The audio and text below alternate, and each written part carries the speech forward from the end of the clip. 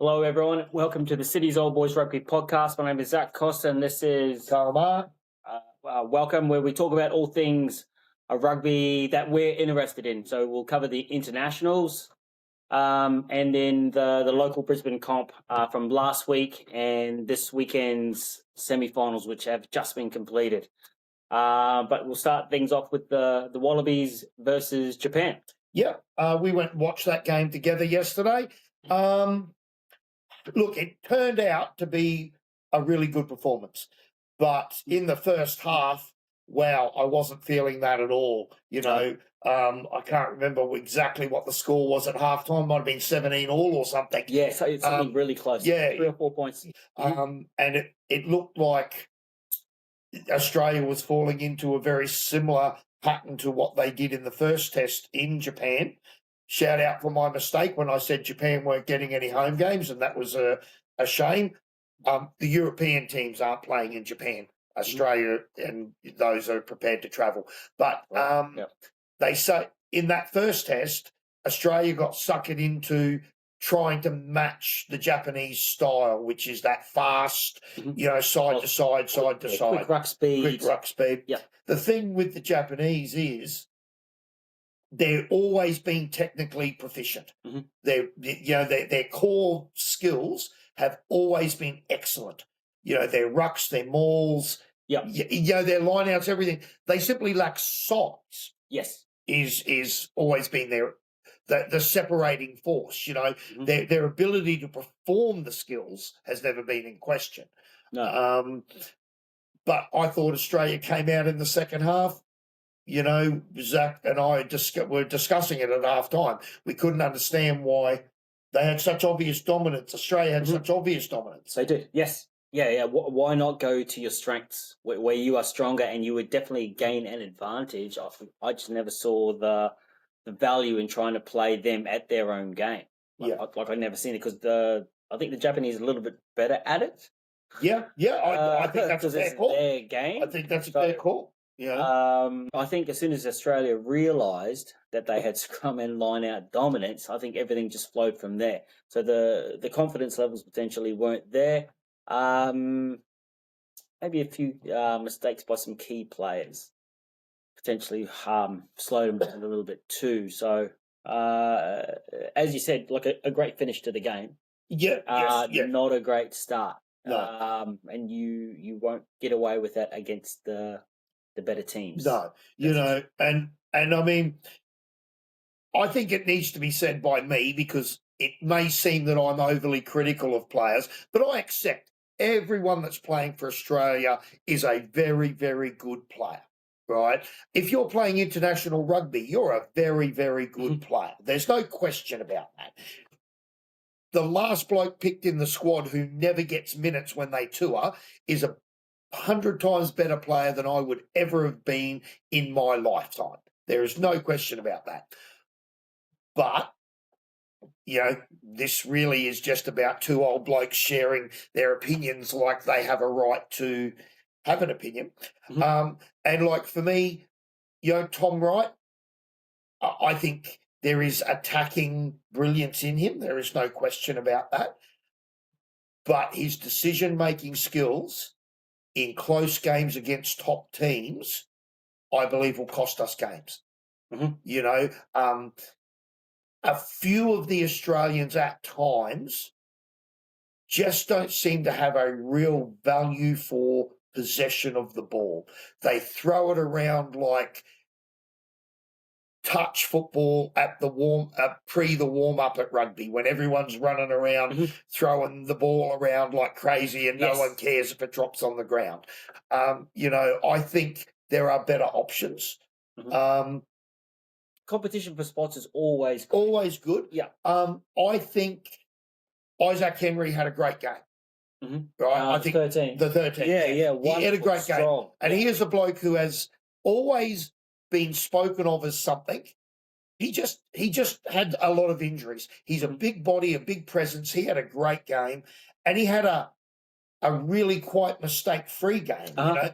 In a position 13, which is defensively Yes. arguably the hardest position It's the to toughest defend on the field. Yeah, as a Um, former back, yes, it is the toughest position to Oh, defend. I think that gives us the ability to take Suwali out of 13, Mhm. right, and play him at fullback Mhm. or Fullback or wing. fullback or wing. I'd be Yeah. happy with him on the wing, but I really like the Queensland fullback, Jock Gamble? Campbell. Jock Campbell. Yeah. Not every piece of brilliance can outweigh the mistakes you make. And Australia seems to carry a few of them. Australia goes, oh yeah, but when he does this brilliance, you know, it's awesome. Well, yeah, but it can't be rocks and diamonds. Sometimes it's okay to just have tradesmen who do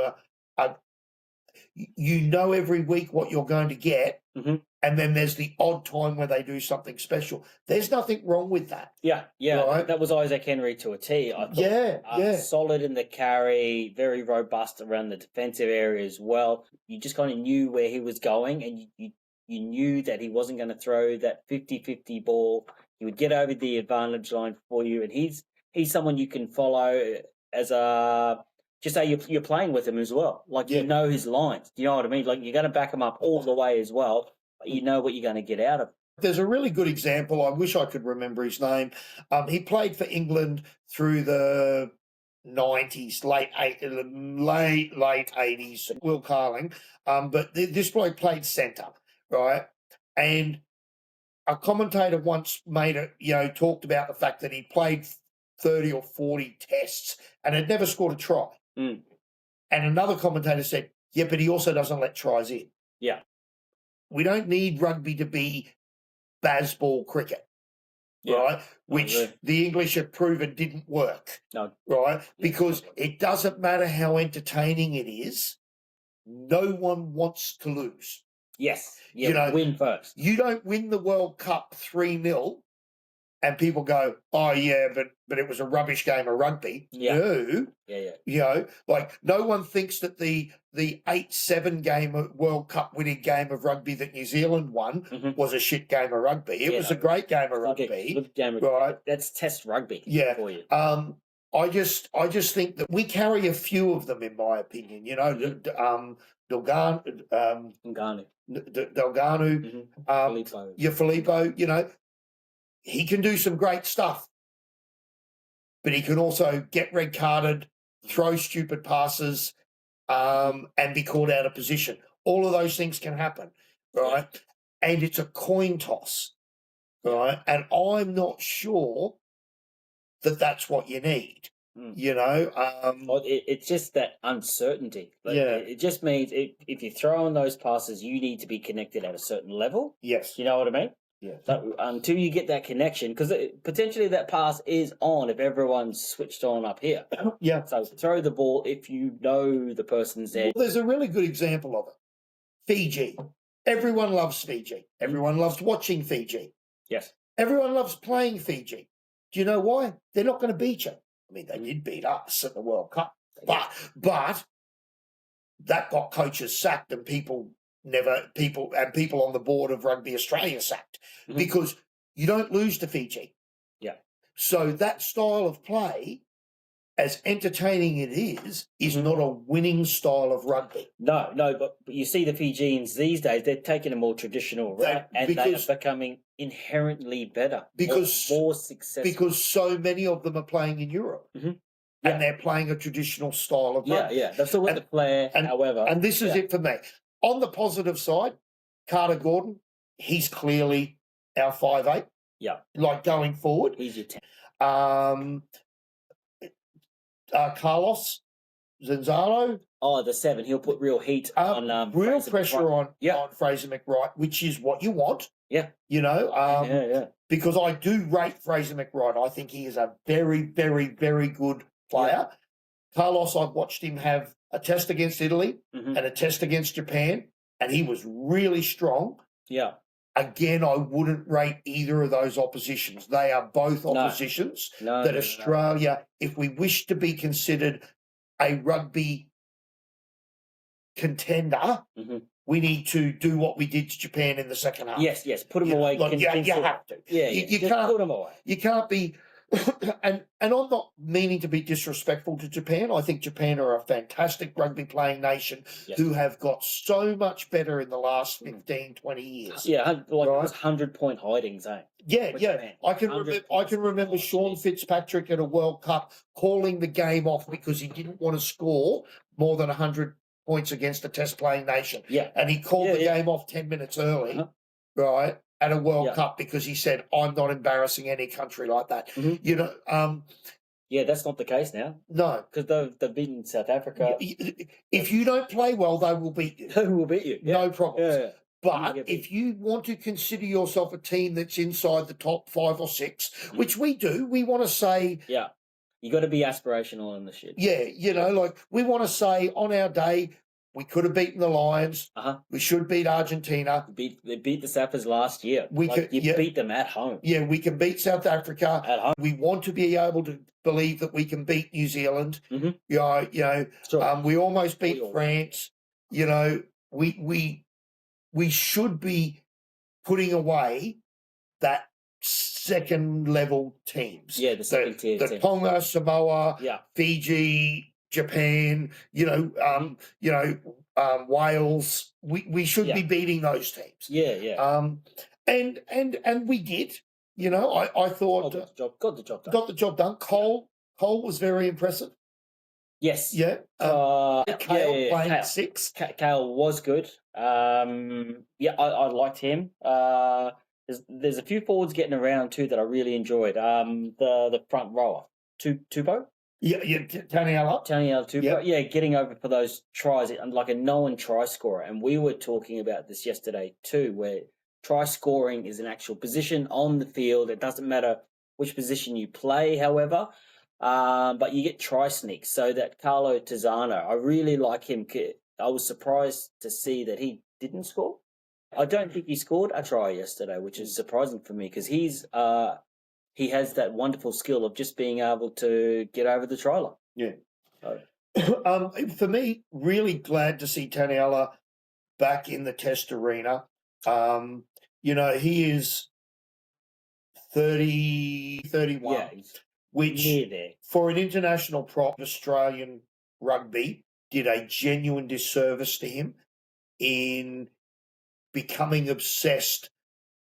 We had this weird thing many years ago in 1991 where they picked 2 basically just out of school kids in Tim Horan and Jason Little, and they took them to England and they won a World Cup, and they went on to become probably the best centre pairing in the world for 5, 6, 7 years. And Australia has become obsessed with the next young great thing.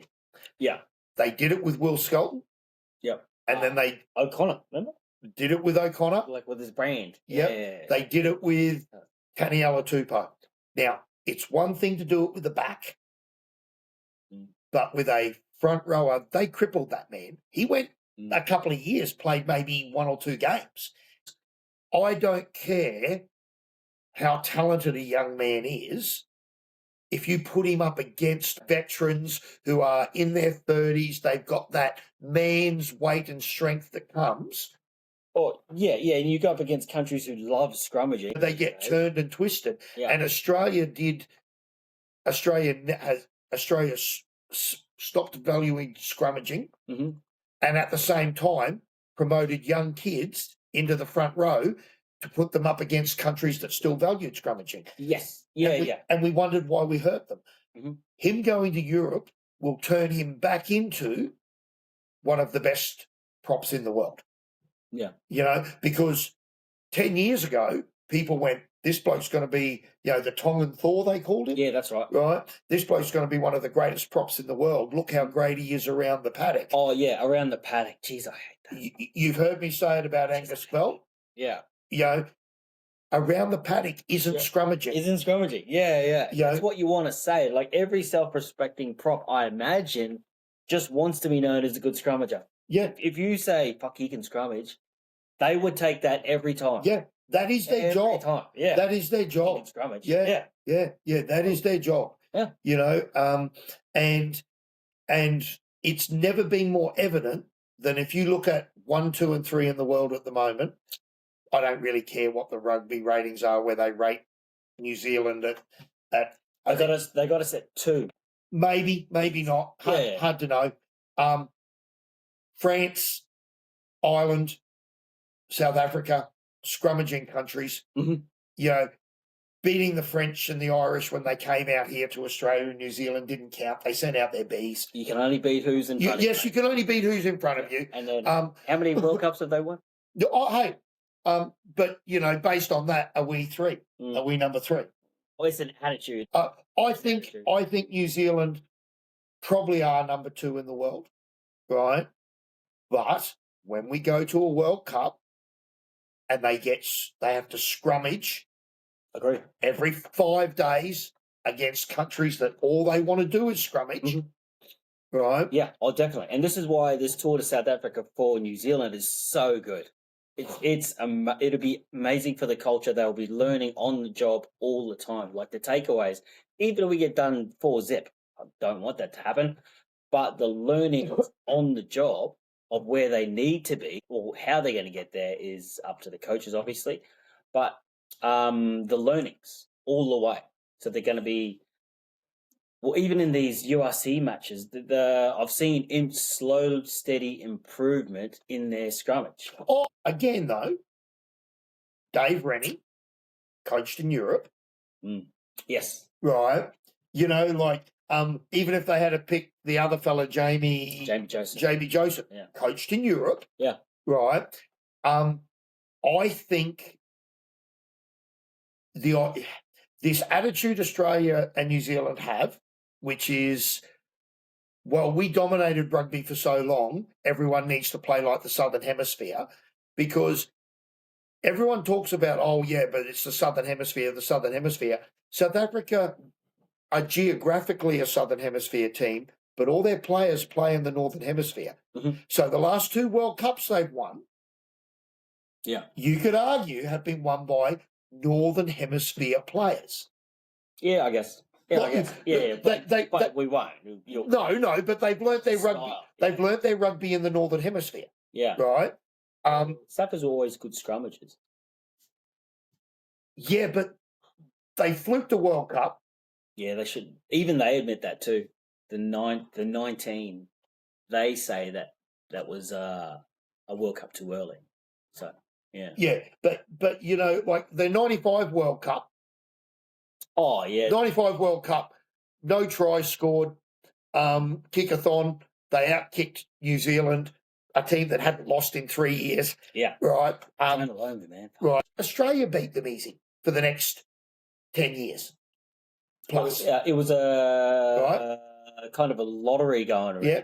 Then they snuck one in France when New Zealand and Australia both got knocked out in the semis and they played England. Yeah. Right. Okay. But no one saw them as a threat. They have only become this world threat since their players left Super Rugby and went to Northern Hemisphere Rugby. Yeah. And that is just a fact of life. Yeah, the current version of the South Africans right now, is a direct result of the Northern Hemisphere. Northern Hemisphere, and playing in and just having a broader base of player to draw from as well. And they just don't seem to worry about handicapping themselves with stupid rules where I can't just take him, I can't just take him. We're making up rules like the Richie Mo'unga rule. Like I don't understand. Like these are our own rules, and we can't pick these blokes that play for New Zealand. It's not like we're getting players from overseas. No, he's a All Black, played for the All Blacks multiple times, and we can't just pick him through our own rules. But the crazy thing is, your rules are stupid because you've gone around him. He's come back and he's had a club game, so he's a New Zealand player again, and he's on the plane to South Africa. Who gives a shit whether he fucking plays there? Like who saw that coming? Yeah. Like everyone called it. Everyone knows it's stupid. Yeah. So get rid of it. Yeah. Who saw that coming? And then the common sense approach should prevail anyway, and that we should be able to pick whoever we want playing wherever we want. Like I just don't agree that it would dilute player stocks all the way around. See, because the crazy thing is, for players to be worth money overseas, they need to perform here first. That's correct. Yes. I understand. Like, there's lots of blokes playing Premier grade here in Brisbane who will go and play in Europe in the off season or Japan, but they're only going over there for. It's like a lifestyle. Like. Yeah. It's a paid holiday for these young blokes. It's not. And good on them too. Yeah, they're not making life-changing money. To make life-changing money, you need to have proven yourself in Australia first, At in Super New Rugby Zealand level. first. Yeah. Prove yourself at Super Rugby in Test match. Super Rugby Test match. And you need to do that. So I actually think Australia should take advantage. Yeah. You know, I've used this argument to some leagueies who went, I can't believe, you paid this much money to get Joseph Swahili back. And I went, Swahili. I'm going to pronounce his name different every time. And I said, well, he was a rugby player first. Most of them are. He wanted an ARU contract. The ARU said, we're not prepared to pay you that because you haven't proven yourself yet. Go to league, and in 3 years' time, we'll talk to you again. I said, so for us as a sport, thanks, Rugby League. You trained him, fed him, and paid him for 3 years, and he came back to finished product. Yeah. Awesome. Yeah, so good. Yeah. Why are we not using Europe and Japan like that? Yeah. Yeah, send them over. Especially your front rows, like you say. Tight your five. Scrummages, tight five. Tight five. Get them all on a plane somewhere and put them over there. Yeah, tight five. Will Skelton left Australia a player who couldn't get picked for the Waratahs. Yeah. He was a broken man. Yeah, that's right. He was a broken child, remember? Because he was 18 when he debuted. Mm-hmm. Right? He was a broken child. I saw they picked a World 15 the other day and he got named in it. Yeah. Yeah. Only Australian. Yeah. Right? Yeah, it's wild. Yeah. And he's never coming back to Australia. No. Unless it's to live after he's finished playing. Yeah. He would be on all sorts of money, right? Like the big boys. The big boys over there are getting paid. Yeah. In my opinion, the greatest tight head prop ever of all time was stolen from Test rugby because of these stupid rules, which is Carl Hayman. Yeah, Carl Hayman. What was he, 6'5" or 6'6"? Something like that. Right. Greatest tight head of all time, without question. Yeah. For some reason, he left the All Black thing. And I'll give the All Blacks their due. No one ever talks out of school there. Yeah. And he left and went to Japanese rugby at the height of his prime. He had another 8 years of Test rugby left in him, another 2 World Cups. Yeah, he was always going to improve from where he was. And he left and has never come back. Yeah. And he was a complete loss. Mm-hmm. South Africa, they're just picking their best players, whether they're playing for Natal Sharks or playing in Europe. In Japan. Or in Japan. Oh, yeah. They don't care. You should see them. They're just picking their best players. Holiday in Japan. They're playing touch footy. Really well, like really good. They're scoring tries. Come on. But good luck to them, I'm not saying. Overall, Australia versus Japan, it was what was expected. Anything less, I would have been disappointed. Yeah. Big tick. You know what I mean? Because they changed out a lot of players from the previous week too. Yes. Hunter Pasami, I like him at 12. He's had a few injuries over the years. I think Lenny Kitau and him competing for that position will be a good thing. That's good. Competition for spots for the Australian team has been an issue for a while. Ben Donaldson, I could live with seeing him at fullback. I don't mind him. And we seem to be chasing a Christian Cullen style fullback, where most other countries, their fullback tends to be a second 15, a second 10 style fullback. More of a distributor. I'd be happy. See the field. That's how we coached our under 12s through under 16s. Yeah, I'd be happy to go that way. In saying that, I don't think Tom Wright is the wrong choice either. He just gets a little excited. And he thinks every half break needs to turn into a try. And he always seems to throw a 50-50 ball. And against better opposition, that could be the difference. Because you will get punished. We are not going to beat the top opposition by 20 points. Mm. That is not where Australia is. Australia needs to play really well, and we're going to win 7 to 10 points. It's going to be a close game. Yeah. You know? Yeah, that's right. Stay with them, minimize your mistakes, which is test footy. Like, that's how the South Africans are so good, because they basically strangle you. They strangle you and make you make mistakes. Yeah, So absolutely. that's what makes them so dominant. So, so on to the All Blacks. Yes, The All Blacks played this morning, had a really good win versus the Bulls. It was a really good outing. I'm going to say the 7, the man of the match, Anton Segner. He's going to be something special for sure. Like, his work rate was outstanding. His carry right from the start of the game. I think he had 5 or 6 carries in the first 10 minutes alone. The way he tackles, really good technique wise, and he's just so keen. And playing at altitude for a 7, he went 80 minutes. Yeah. And just didn't stop. His turnover rate, even Fraser Wright would be proud of him. Like, he's just getting turnovers. He had the ultimate number 7 game. It was so pretty to watch.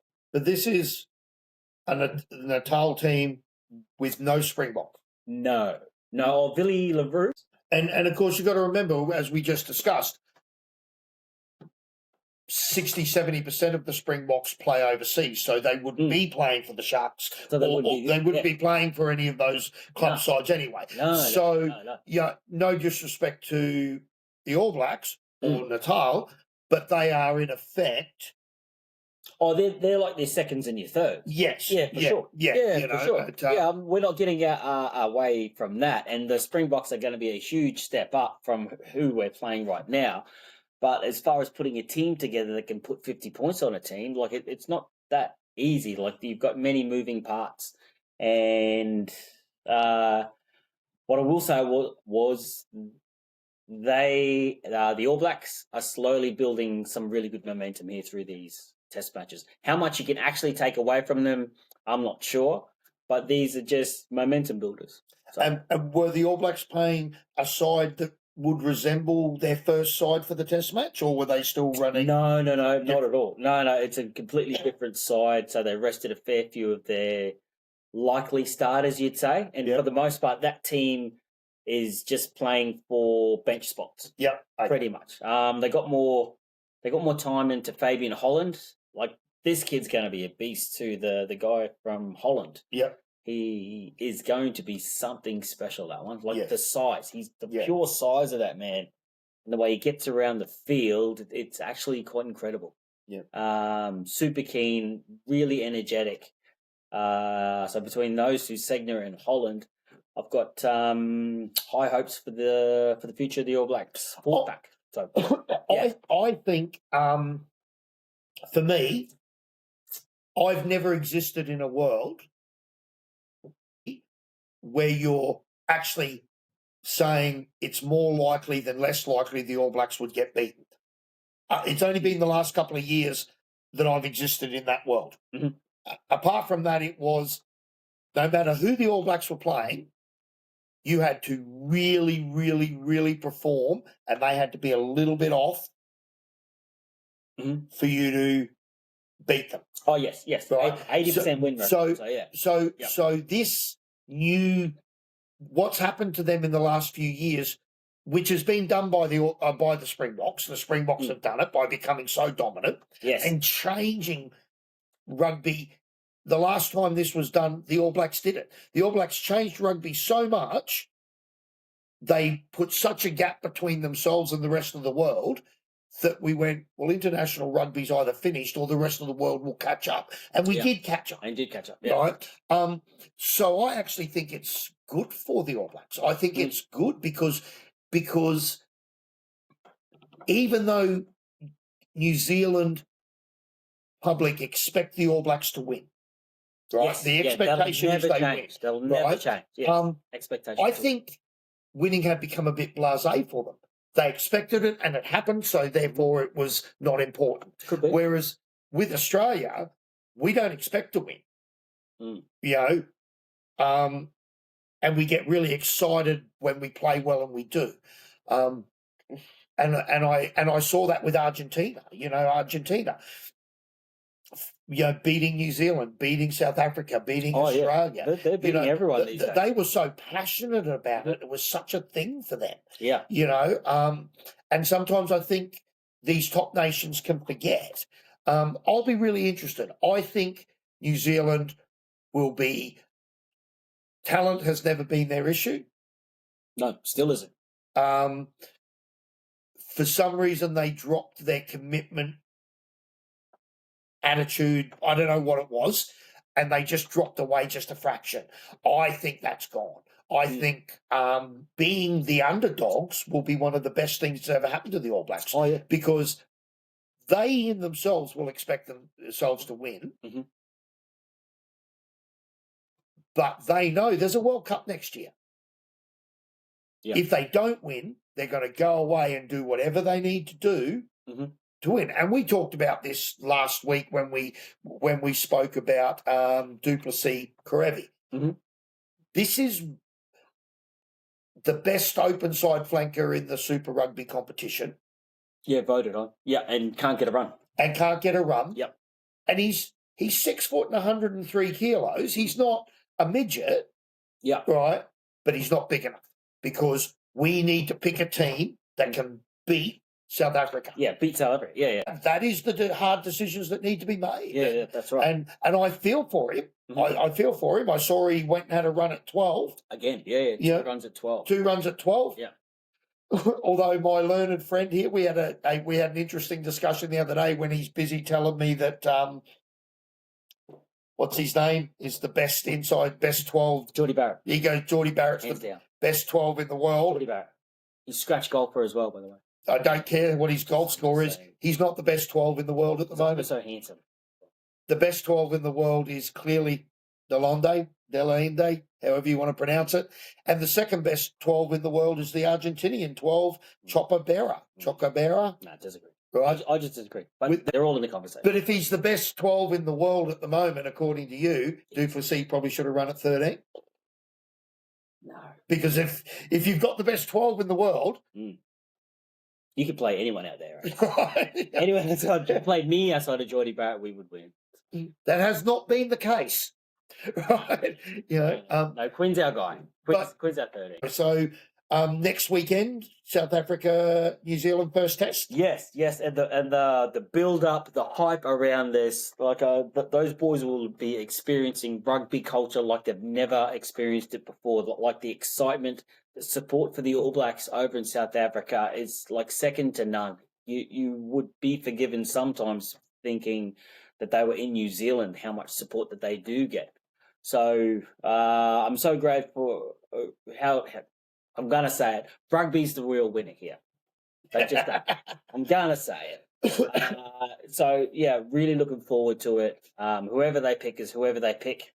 I have no real opinions. I trust in what Dave Rennie and coaching team can do so far. I've been very impressed with the results and whatnot. So pick a team and let's have a look. All right. Let's have a look at them. Excellent. So on to the local comp. So we'll talk about last week first. Last week, I'll do the women's first. The women's games were without change, as in it didn't matter the results of any of the games. The top 4 were set and their positions couldn't change. In saying that, Sunnybank might have played Easts and racked up 70 points. Jeez. Yep, they racked up 70 points. Yeah. 7-15. Bond beat Wests 24-7. And Jeeps had a really good win playing Souths, who have struggled through the season but done quite well. It didn't make any difference. The ladder still finished Sunnybank, Bond, Wests, and UQ. If you remember, way back when we did our very first podcast, I said UQ mathematically couldn't make the 4, and then the QRU in their brilliant wisdom stroke of a pen, took all the points that anyone got when they played brothers off them, and that managed to change the whole thing. And all of a sudden, with one average result, East were out, UQ were in. And then by the time we got to last week, well, it was 2 weeks before that, UQ were in, East couldn't mathematically make it after that. Mhm. We won't even get me started on No. the QRU. They No, also we did that. they also made another What's that? brilliant decision Oh my gosh. during the week where brothers forfeited after the last 5 or 6 games of the season. Okay. They made a decision to pull them from the comp as though they'd never been in it, Yeah. Yeah. and then haven't allowed any of the brothers players that were in the Queensland Reds to actually play for any other teams. So no rugby. They all went and signed up for other clubs. Yep. And then the QRU came in and went, yeah, no, we're not going to allow that. So you've got a group of rep players who have played, if they played every game. Yeah. So if they played every game, they played 6 games of rugby this season. Yeah. A quote from one of the young ladies who plays for the Queensland Reds, I just want to play rugby. Yeah. Right? The other silly thing they've done is none of those players will be stupid enough to sign for a club that's not strong again. Yeah. Yeah, that's right. So they went to Brothers at the start of this year because Brothers were in a real rebuilding phase. Mhm. So they went there and Brothers started the season with a first grade and theoretically a second grade. Yeah. Right?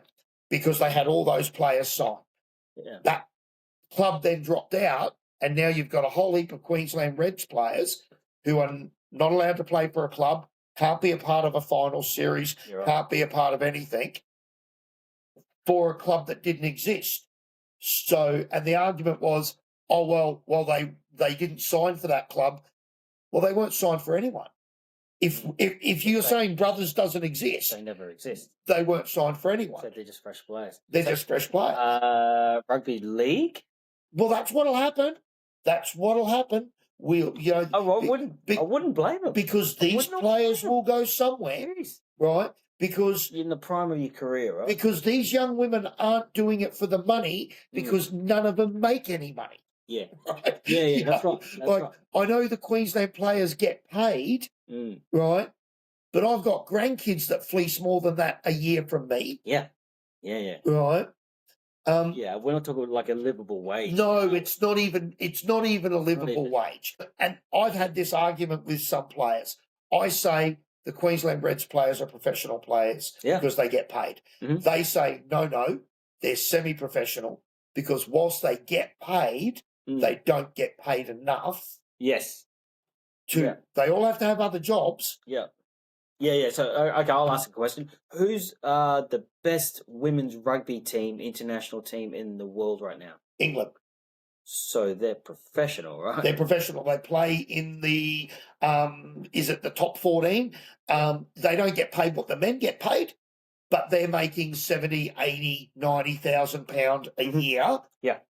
Plus there'd be others. The top players, you know, You get a little ball, right? yeah, they'd have to be. Yeah. You know, and then there would be sponsorship and you know, and I would say to people, if you doubt the value in it, watch the Women's Six Nations. Because that's not good women's rugby. That's good rugby. Yeah. That's good rugby. End of story. Yeah. Right? You see nothing in that game that makes you think this isn't as good of a finished product as what any men's game is. And I mean that wholeheartedly. Yeah. Right? I know I am an avid supporter of women's rugby. Right? But given the access to the same resources, the product they produce that's right. is comparable. Yeah, that's right. Yeah. It's simple as that. Where do we find it? Yeah, where do we find this Right. this money for these guys? Well, look at the effort is there. Is what I'm seeing. Look at the Western Force. Look at their big turnaround for the year, right? The Western Force, because they are the only team that pays their players, Again, I wouldn't say it's a huge amount, but it's considerably more, right? The Reds have a squad of 30 players. You only played 23, and, you know, you've only got 15 starting, and none of those players get released to go back to clubland. You know, and one might get released, but they're told they're only allowed to play 15 minutes and they have to play in this position and they have to do this. For You how know, much money? Yeah. I'm not going to quote an amount because I have heard an amount said, but I don't know that to be true, and I don't want to say that. It's not disrespectful. Yeah, I don't want to say that if it's not true. Yeah, but like we're talking about disparity of compared to men's wages. I'm not talking about no. I'm saying disparity of the wage is what you're paying for what you, as a QRU and a coaching group, want. The commitment level there, right? This amount of money doesn't warrant you asking for what you're asking for. Yeah. And I mean, even at club level, I know for a living fact, Premier players, female Prem players, male Prem players who are training 3 days a week, compulsory training, 2 compulsory gym sessions a week, all day Saturday. Yeah. And they're paying registration fees. Yeah. Okay. Right? Now, that's okay. It's club rugby. If you choose not to go to training, there's no big deal, right? If something happens and you can't make it or you're late at work, people understand and they get some understanding around it, okay? You forfeit that when you go to the Reds. The expectation is Reds first. Yeah. I've spoken to players who played for the Reds who've stopped playing for the Reds because they weren't able to hold down a job. Yeah. They weren't able to pay their rent, right? Yeah. Well, you can't ask that. You can't have that ask and give that reward. Yeah. And think that that's okay. Yes. You know, there's got to be some give from here or give from here. Yeah, one of those two. Yeah. Yeah. But anyway, so last week didn't really make much difference. However, in the men's, massive ebb and flow. There's 9 teams in the Prem Comp. Down to 7th place could have ended up in the finals, depending on what happened. Yeah. Right? Now, Brothers were home and host. We talked about whether they would have an undefeated season. I said I thought they'd rest a heap of players. Yeah. They did, and they got beaten by UQ. Okay. Yeah. UQ, good side, had a lot of injury problems in the middle of the season, missed the finals. All right. Okay. In preps. Even though they won that game, they needed other results to go their way. But basically what it came down to was Norths were guaranteed to finish in the 4. They could have finished as high as 2nd or they could have finished as low as 4th, depending on how the results went. Okay. But the big game of the weekend was 4th and 5th were equal on points. West in 4th, Bond in 5th.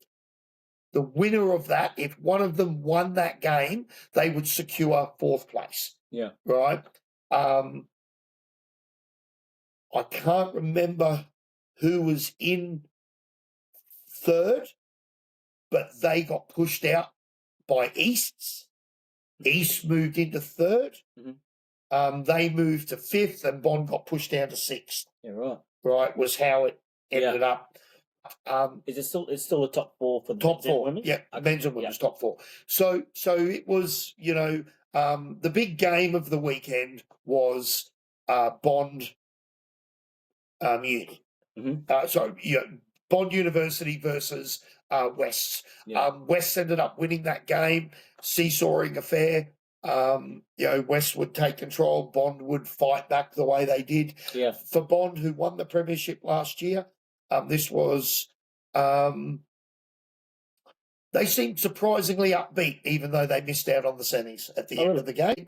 I think last year they had a fantastic run, came from nowhere, won it when no one expected them to. Yeah. Across the board on the club, they managed to be in the finals in a lot of different grades, which is a real building thing for. Yeah, it's a credit to the club. Yeah, real credit for that culture. Yeah. And so that brought us to this weekend. I'll hit the high points because I don't want to be disrespectful to all the grades because I don't really follow all the grades. But so you ended up with Brothers finishing first, Norths finishing second, East finishing third, West scraping into fourth. So that is, I think, a fair representation of the best 4 teams of the year. You know, I think it is. And then in the women's, it was Sunnybank, Bond, Wests, UQ. Like I said before, I thought East were very strong early. I think they got robbed a little bit, and they had some player movement. They had some players leave. It's a strange thing to old blokes like us. You know, I played for 2 clubs in my lifetime, and I only played for the second club because I got a job in a different town, and we played in a different competition, so I played for a different club. Yeah. You started at a club, you played for the club. That was the way it was. Yeah. Things changed, right? That's no longer the case. Yeah. And I've had to get my mind around it. But there was some player movement during the season, which hurt East, really strengthened Sunnybank. And that's how it thing. So yesterday, Saturday, we had Brothers versus Norths in the men's game. Watch that game. Norths came out of the gate, put some points on, really put Brothers under the pump.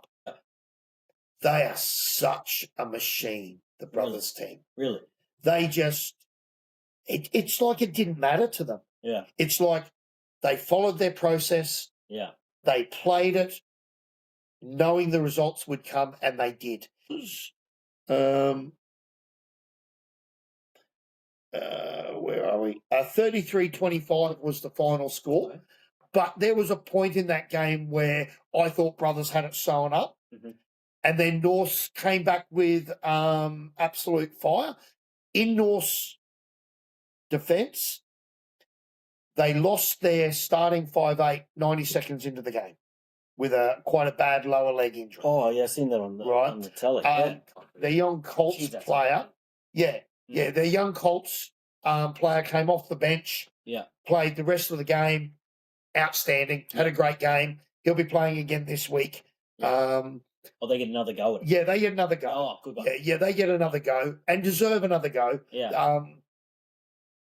Brothers into the grand final. I don't think there's any surprises there. What I will say, though, is that this week and last week against UQ have shown that Brothers can be beaten. Okay. Right? Which 3-4 weeks ago I would have said can't be beaten. The best teams are only getting within 25 points of them, you know, but they can be beaten. But gee, you're going to have a good game, right? They can. Yeah. You're going to have a good game. Things are going to be difficult. Things are going to have to go your way. Yeah, that's right. But and so today was the knockout men's semi, which was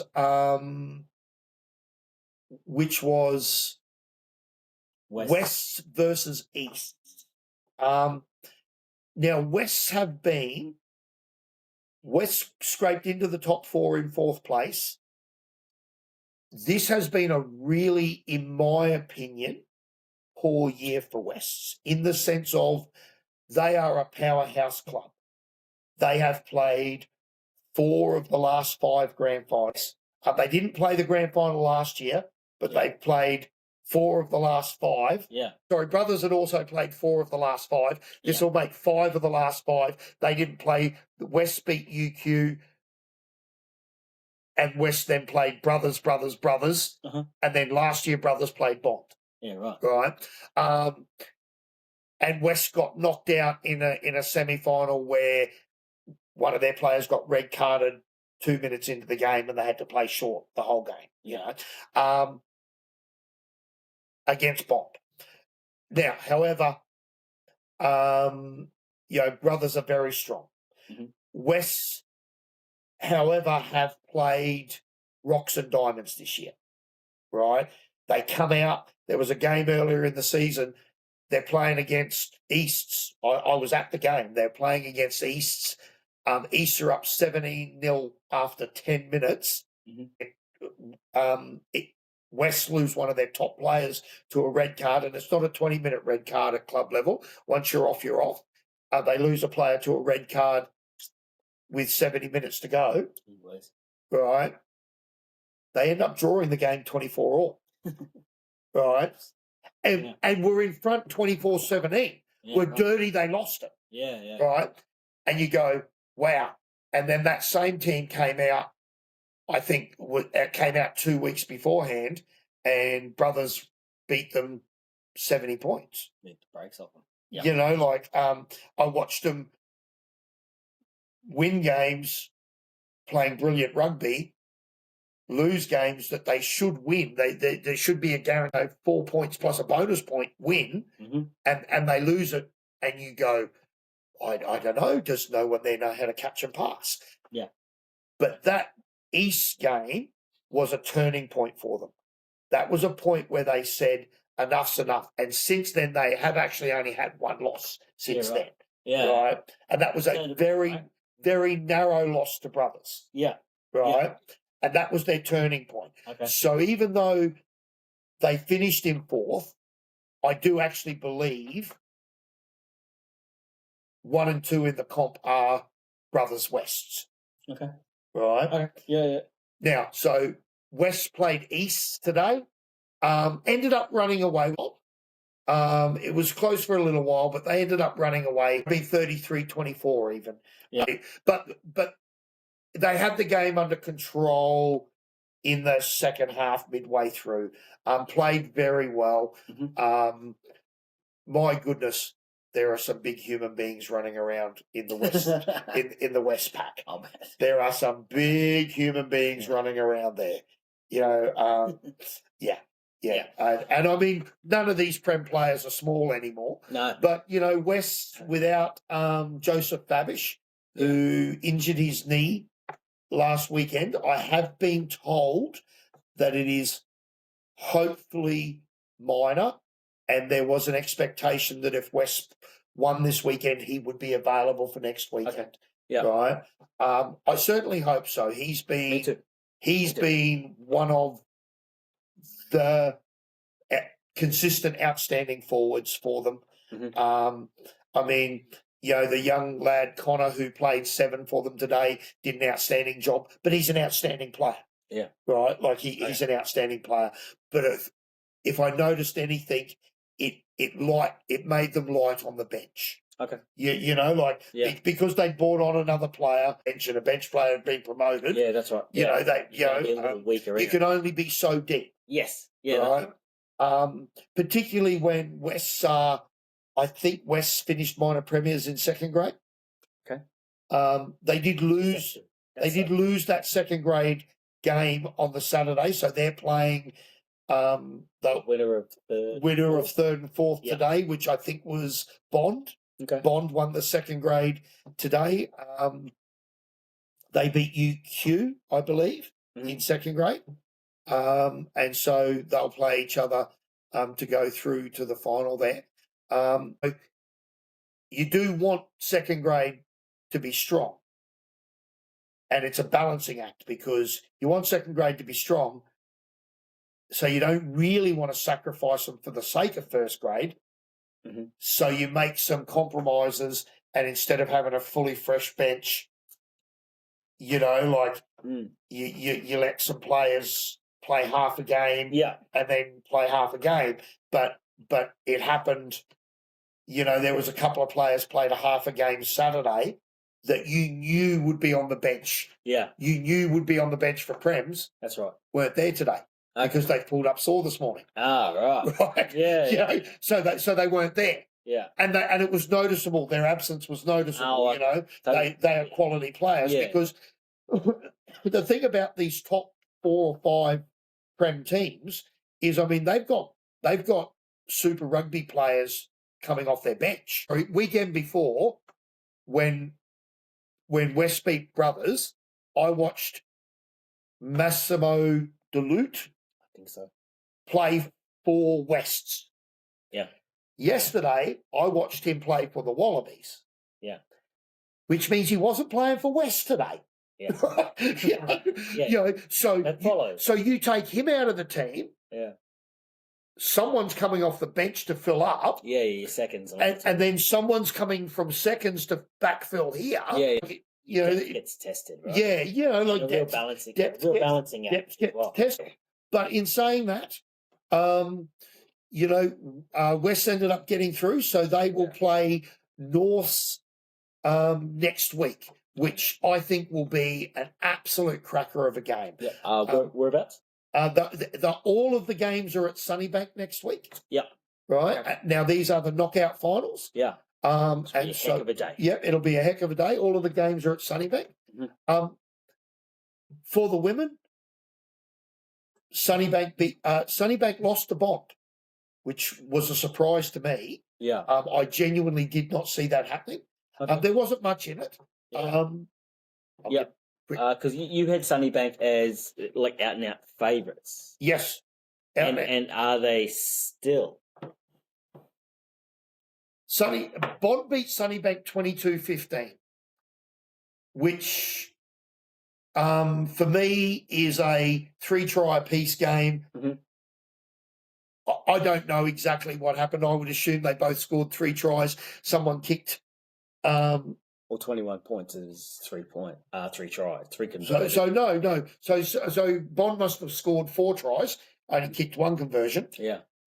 Look, what I'll say about Sunnybank is this. When they are on, mm-hmm. they are completely unbeatable. Yeah. But not every pass they throw can be caught every week. Yeah, okay. And that's, like the crazy thing with Sunnybank is you can have them under control, and I've seen it. I've seen teams have them under control, even beating them. Mm-hmm. And then they turn on this 10 minutes, this 15 minutes of Fijian flair. Yeah. And they score 4 tries, and all of a sudden you're down 25 points, and you don't know how. Yeah. Yeah. Right? And then if you drop your head, they score another 30 in the next 10 minutes. Yeah. And all of a sudden you're a good team and you've been beaten by 50 and you don't know how. Mm-hmm. Bond have for quite a while now, right? And this is credit to Bond. This is something I think Bond don't get enough credit for.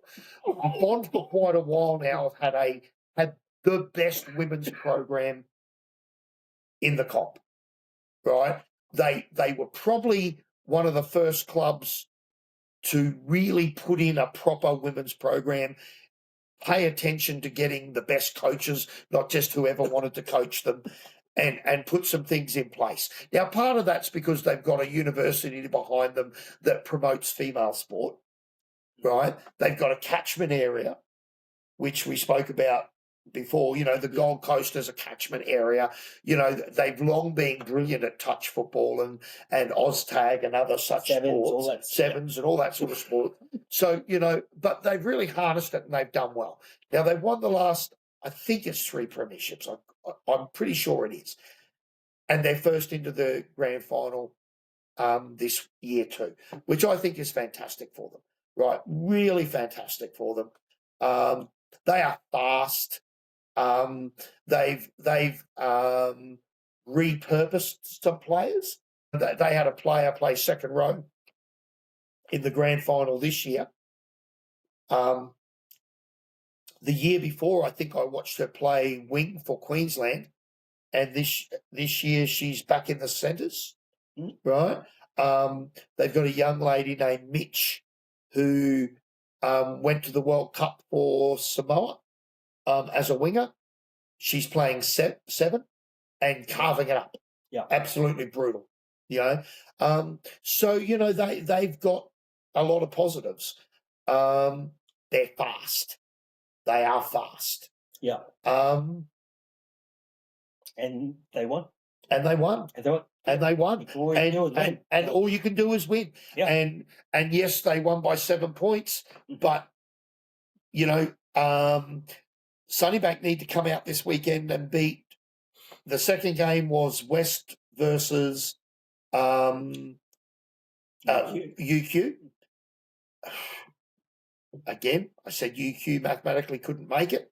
That was we went and watched that game together. That was a great game. Yeah, it's a quality game of rugby. Quality game of rugby. Yeah. Always unfair that someone loses when the game's that good, but someone has to lose, and the loser was Wests. Even though I really felt I am a little biased here, you know, I am affiliated with the West Club loosely, as in my wife plays for the women's team, so I am a little biased. However, West notoriously slow starters. Yeah, that proved that today. UQ were up 14-0 after 8 minutes, 10 minutes. West fought back. Took a lead into half time. Took a lead into half time. 3 tries to 2. Yep. UQ, 17-14 at half time. Yeah. UQ West then got 2 players sent to the bin in the same 10-minute period. I think they were both off the field for about 7.5, 8 minutes. Yeah, roundabout. And during that time, UQ scored 2 tries. I'm not questioning the legitimacy of them being binned. I have no opinion on that. One definitely, the other one, if the ref said so. I didn't see what happened with the other one, so I can't speak to that. You know, UQ did what you're supposed to do. Scored 2 tries in the corners. Both of West wingers were in the bin. They scored 2 tries in the corner. Yeah, you still got to be good enough to score them. Yes, and that's what they did. Yeah. West had their opportunities late in the game. They did. Under the current rules, if it was a draw at full time, West would get promoted because they finished higher on the ladder. They only play extra time in the Premier Men's game. Oh, really? That is the rule. Yeah. Now, West had their opportunities. That's been unlucky with injury. The injury to Liz. Liz Patu. Yeah. That's been unlucky. She got injured. The ref blew the whistle. Everyone thought she'd scored the try. That's how close she was. Yeah. But she got injured. They also lost Danny Martin, who is their open side flanker, Queensland Reds squad member. Lost her 5 minutes into the game. Yeah.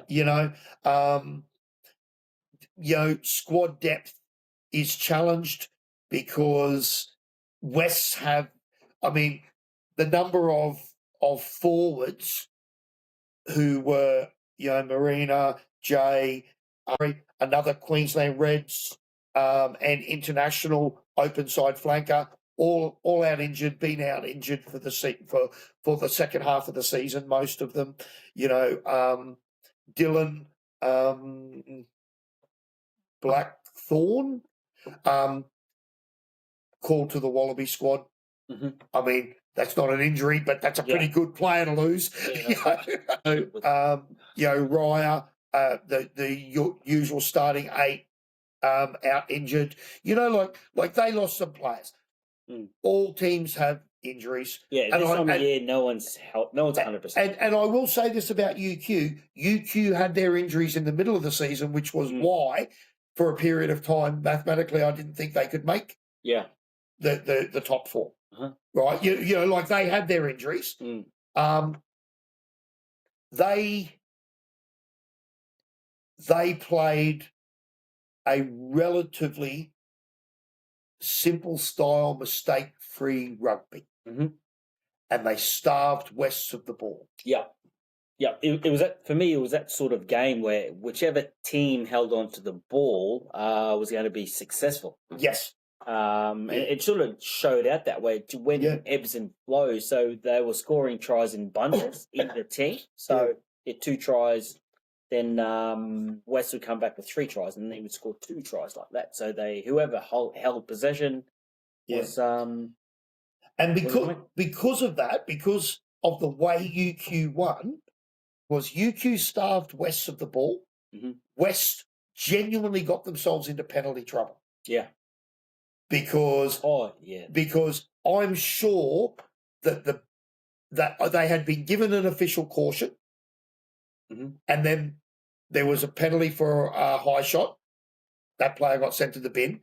Then there was a penalty for an offside, and that player was sent to the bin. Yeah. Repeated infringements have to be punished. They have to, Yeah. you know. But UQ starved West of the ball, Yeah. created frustration. If UQ can do that against Sunnybank, Yeah. They're a chance, right? they're a chance. Big chance. A big chance. Yeah. Because I would say UQ made very, very few mistakes. And the way they shut the game down too. Yes. Like 5 minutes ago, they had the lead, but they didn't. I don't think they got out of their 22. No, they just But shut it didn't- down inside their 22. Yeah, so They it's just very professional. hit it up. Yeah. Recycled, hit it up, recycled. It was a really, but particularly, they were only 7 points in front. Yeah, that's right. Like, they're only There 7 was a points in front. turnover there. Yeah, they make a mistake. Someone drops it in their 22, Yeah. and West score and kick the conversion. They lose. Uh-huh. Yeah. You know, They did like yeah, they you know, backed their system. but they just went, we're confident we can recycle. Yeah. And I they think did. if they can show that level of patience, they can frustrate Sunnybank, who are a team that will give away penalties. Okay. Because Yeah. Sunnybank are a team that, you might score 30, but we're going to score 50. Yeah. Yeah. Right? Yeah, that's right. And I think, Yeah, I love those teams actually. and I think if you can frustrate them out of the game, Mm. they will score, they will get themselves into penalty trouble. Yeah. Right? Well, it's all about styles, and styles make the Yeah, matches as well. yeah. So they go in with that same disciplined approach. That would be that'll be a good thing for them. Yeah. So for me, that'll be a really interesting game next week. The other interesting one was, and this was for me a sign of, I spoke before about how Bond are doing. You know, Bond won the major semi-final in Colts 1. Mhm. They beat Brothers. Yeah. Now, traditionally, the strong Colts teams are Brothers, Wests, and strangely enough, South, but I don't know why. I don't know, because usually you'll see clubs that have ties to certain schools, Yeah. Brothers with Nudgy, Yeah. but Bond have really done well. Norths also tend to have quite a strong Colts one, Yeah. right? Wests have a strong Colts one, but Bond beat Brothers in Colts, Yeah. 17-14, very close game. Mhm. South beat Easts Okay. today in Colts 1. So South will play Brothers in Colts 1 next week to go into the grand final. Yeah. As for the other grades, I will try and give a wrap up before the grand final of who everyone that's in it. Yeah, we'll just have Yeah, a we'll look. have a look Yeah, once we work sure. it out. Hopefully, when we become better organised and do some homework and things like that. No, Although, to be fair, we're probably not going to. We've said right along, we're really only going to talk about the things that interest. If I see a good game, I'll talk about it. Yeah. But outside of that, no, probably not. Probably not. Probably not. No. Lose its authenticity. Yeah, probably not. All right, no worries. Okay, so obviously I'm going to take the All Blacks for the win in South Africa. You heard it here first. I don't believe so. No, I believe, he wouldn't believe. No. I'm an All Blacks fan. in a obviously. perfect world, I would like a 0-0 draw with a 40-player injury count. That's what I would like. All right. However, I think the All Blacks are very good. We are very good. Just said, All Blacks are very good. Yeah. I don't think Australia's a chance of beating the All Blacks this year unless they have a bad game and we have a very good game. Mhm. Right? But I do think that South Africa are a different kettle of fish, and South Right. Africa All Blacks is as important to the South Africans as it is to the All Blacks. Mhm. Yeah, for sure. Right. Yeah, the greatest rivalry tour. That's Yeah. what they're calling it. Um, So the greatest. rivalry. And the thing I used to envy, and I used to speak about this all the time, and it used to really frustrate me, really frustrated me more, because I think he came back a mature adult Mhm. and did great service for Australia. Yeah, And he's a great player and all that sort of stuff. yeah, good. But remember back when he was a kid and he said something like he doesn't want to ruin his brand. He just said what kids would say. Yeah, but my point is there was a lot of Australian players at the time that I felt he said out loud what others were living and behaving and acting. The love and pride in their jersey was something that the All Blacks had that Australia didn't during that period where we were struggling. And I used to say, I'm sick of giving these blokes a start when they clearly don't care. Pick some 45-year-old bloke playing third grade who this would be the highlight of his life, and it would be the greatest moment of his life. And he may not play as well as that bloke, but he will give you everything he has. Yeah. Well, Empty the tank. and the South Africans are the first country I've seen that rival the All Blacks in that, where they would rather die Yeah. than lose. Yes. Yes. Right. Culturally, we're quite similar. Okay. Yeah. That is something Mhm. that is going to make this one of the best games, Oh, best series Like ever. you've got to be in Right. front of a screen Um, somewhere and watching it live too. 3:00 in the morning, whatever time. Well, it is. well, I'll be watching that. so what I will say is, I think South Africa will win purely based on, I don't think New Zealand are there yet. I don't know who New Zealand's thinking of playing at 5'8". Ruben Love. The team's basically set. I Ruben Love is like the next Dan Carter. You heard it here first. not convinced on that either. I said next. He's not Dan Carter right now. Yeah. Dan Carter came out of the box. Dan Carter. Yeah. Dan Carter wasn't playing 5'8", and someone went, he might turn out good one day. Dan Carter started. Dan Carter was Dan Carter while he was still in primary school. That boy. Yeah. And Ruben loves that kid. I'm not convinced. Sure. Right. Because no one ever tried other people when Dan Carter was around. No matter which coach coached the All Blacks, if Dan Carter was there, they played him. True. Right? That has not been the case. Other coaches have looked at Ruben Love and picked Mackenzie. Oh, yeah. Or picked old mate. Bowden Barrett. Bowden Barrett. Yeah. Right? That's a fair thing to say. Actually. So therefore... Oh, you started the last 3 test matches, though. So one coach looking for consistency. That's true. Right? One coach looking for consistency, which I think you've got to have. Consistency in form. He's the form 5'8" in New Zealand right now. I believe... Because who else? If everything you say is true, why are they bringing Richie Mo'unga over? Why are you going back into the past? It'll be backup because we don't have it. So Bowden Barrett's not a backup 5'8"?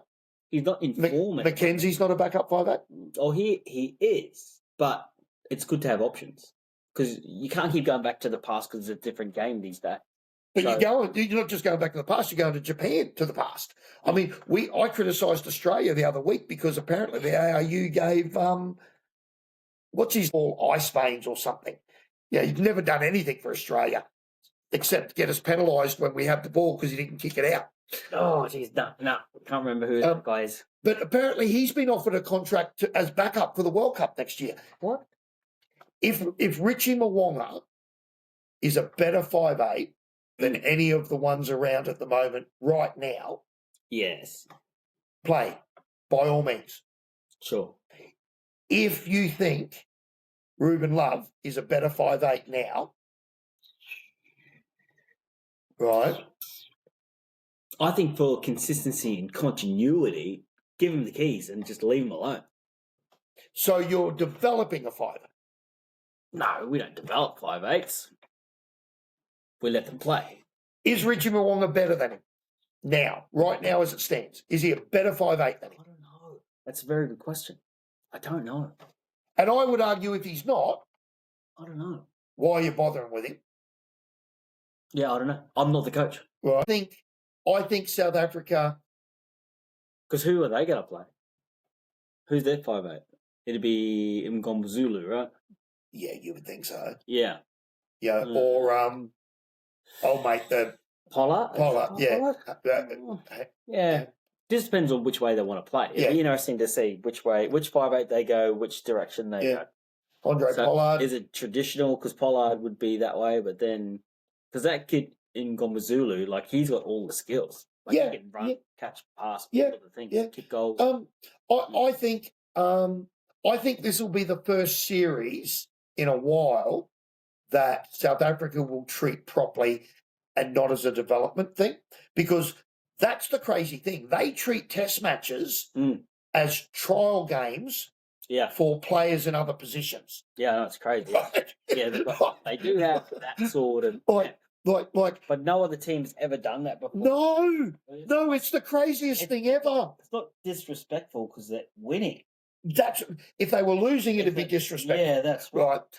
They're winning. Okay, case in point, Eddie Jones last World Cup. If he wins, he was a visionary. Yeah, genius. But he didn't. He didn't, and now he's hopeless. And now no one really likes him anymore. Yeah.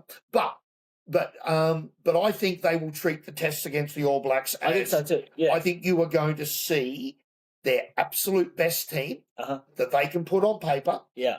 And you'll see it for every one of the tests. Yeah, because if what they say is true, imagine that. Like I've just thought of it just then, but imagine they're crushing we've just called the All Blacks the number 2 team. That's debatable, I guess. But if they crush the number 2 team 4-0, which is a lot of South African punters are saying, what hope does it give the rest of the world? I don't know. Because that's the brutal reality of the tour too. This could all go pear-shaped for the All Blacks. What I will say about Dave Rennie, intelligent coach, open to looking at things that other countries have done, right? And if you look at how Argentina beat South Africa, there's a blueprint there. There is a blueprint there. Yeah, there's definitely a blueprint. Which the All Blacks are working on as well. So it's going to be fascinating, absolutely fascinating to see what sort of the ebbs and flows of the test matches from test 1. I'll be interested to see who's left standing in fucking test number 4 as well. Oh yeah, the collisions are going to be brutal, absolutely brutal. Yeah. So obviously the set piece dominance, which South Africa pride themselves on, versus the All Blacks, we want to play speed. We want to go as quick as we can. So, Well, see, it's going to be fascinating. The All Blacks have struck on something there, though. They make the set piece so hard that it saps the energy. Yeah. It saps the energy. I don't. If the ball's in play constantly, by the time you get to that scrum and you're fucked, well, and they won't give you a break. You don't get a break. Yeah, that's right. Their ball, your ball, you don't get a break. Yeah. Yeah. Speed things up. I like tempo. And I know the All Blacks have got 80-minute players. So, yes. Yeah, they'll go all day. Yeah. So. All right. Well, we'll wait and see. Yeah. Well, good. Thanks, YouTube. See you, people. Yeah.